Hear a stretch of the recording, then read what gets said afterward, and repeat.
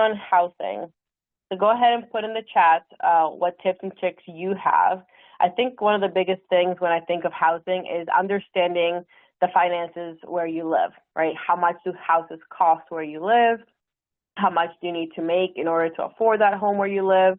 Perhaps moving can be an option. I have a lot of friends who work in the DC area, but they have remote jobs or they work somewhere where they do have to drive like an hour and a half or so. But that's part of the norm around here because housing can be a lot more affordable once you drive a little bit farther away.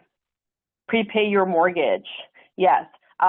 This is something, so I became a homeowner last year, and one of the things we're doing is we're making sure that we do an additional payment every year.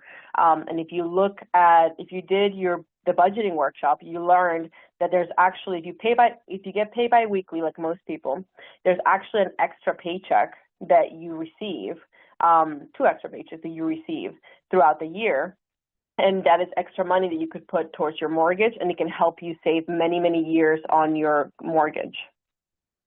Refinance your mortgage if possible. Yep. I always tell people, I was like, once the interest rate is 1% below what you currently have, that's typically when it's worth refinancing. Refinancing is not free. It does cost, but the savings that you can make once that it's at least 1% below where you currently are at, it's typically worth it. That's very nice. Bought a starter home, never sized up, pay extra mortgage. Yep.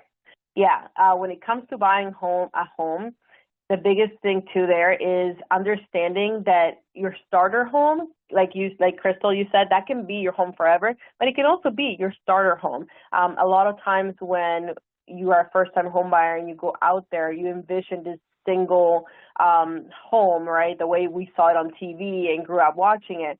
But the reality is that may not be what we want and can afford. And I say want first because a house that size may not fit the current family that you have.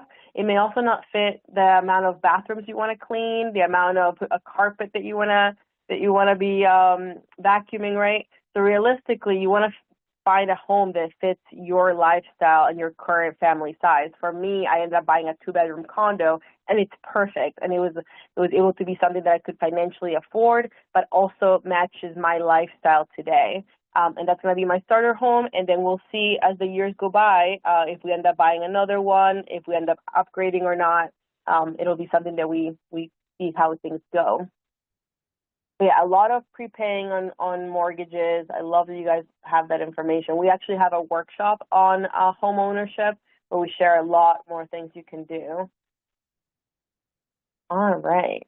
Also, it's always important to mention roommates. Roommates can be a fantastic way of saving on housing. One of the things that I did while I was in college is I managed this household. So it was my job to get the new roommates and do stuff like that. But it saved me a lot of money. I actually was able to, when I charged rent, I would just charge a flat amount. The roommates didn't have to think about how much water they were using, how much electricity they were using, and that was one of the perks. It helped me retain renters really easily. But I also did the math on my end to make sure that I had enough to cover things even on the months where things were higher. And it was really great. I was able to save a lot of money doing that. Oh, let's see. We have one more message. Get rid of PMI. Yes, so PMI is private mortgage insurance. Sometimes when you buy a home, depending on how much down payment you're able to put down, you may need to have a mortgage with a private mortgage insurance amount. That's an amount of money that you're paying every month that you don't have to be paying.